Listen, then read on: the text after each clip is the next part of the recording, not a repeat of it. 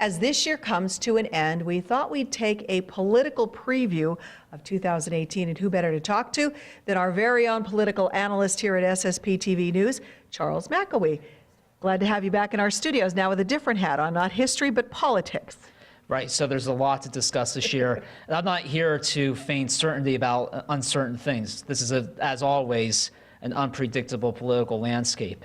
But let's take a look at the national map first. I mean, we have in the House and the Senate in November a major midterm election. Democrats only need 24 seats to pick up the House, and Republicans only have a 2-seat advantage in the Senate, most recently losing 1 seat because of Roy Moore's loss in Alabama. So those 24 seats will be competitive. And really, they can pick up seats in, for example, California. 14 seats are currently held by Republicans in the state. 7 of those 14 seats went for Hillary Clinton in 2016. California, as we all know, is demographically changing and is politically evolving into a solid blue state. So if they pick up enough seats in California, if they shave off some seats, for example, even in Pennsylvania, let's say Charlie Dent's district or even Ryan Costello's district, go to New Jersey, Representative Frelinghuysen's district in North Jersey, they may have the number to get to 24. But this year is so unpredictable, we have to wait and see. And certainly with the Senate, Democrats do have a disadvantage because 10 of their seats were in states that were won by Trump in 2016. So both parties have a challenge in this upcoming year, but certainly Pennsylvania, as always, will be a major battleground for what we see in the year ahead.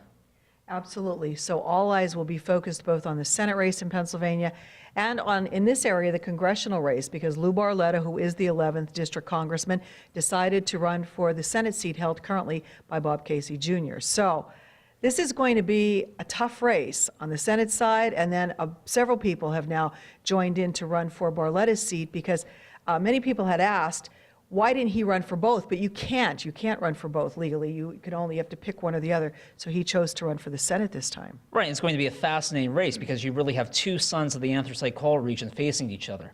Bob Casey, who's been holding his seat since 2006, and Lou Barletta, who is our congressman in the 11th district. And I actually recently wrote a piece about this for the Weekly Standard, talking about the state of the race and giving some background to what led to this moment. And really, what I argue is Bob Casey may have the numerical advantage. Let's face it, Pennsylvania has trended Democratic in recent decades.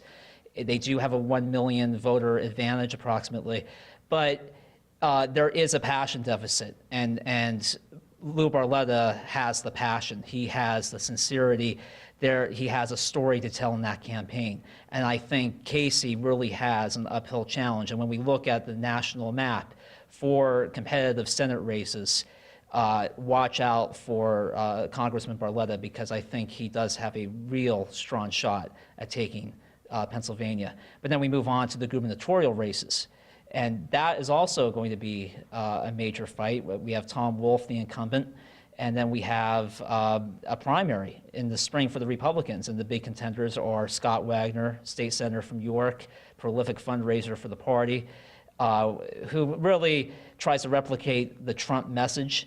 We have Paul Mango, who a former consultant from Western Pennsylvania, who actually just recently, the Washington Post disclosed that the Trump political team has been in communication with him. And of course, Speaker of the House, Mike Turzai. So the victor will face Tom Wolf, who clearly has the power of incumbency, but again, will be an unpredictable year. So we thought that 2017 was a big year here, especially local politics in our area. 2018 is going to be an even bigger one. It's going to be a huge year, the biggest since 2 years ago, not too long ago. But even with the local races, we had the 11th congressional district and a competitive primary there. Names that come to mind: Dan Muser, the former revenue secretary under Governor Corbett, and Representative Steve Bloom from the Camp Hill area, as well as Andrew Lewis, another Harrisburg guy who took on John DeSanto in the primary for the Senate district that's centered around Dauphin County. So there are so many races to follow this year. We just came off a local election year, a major one with significant developments, but this is a year to look at the national scale. And again, Luzerne County and Hazleton will play a big role. All righty, it's going to be an interesting year politically for 2018, and of course, Charles will be back to keep us posted on how it progresses throughout the new year.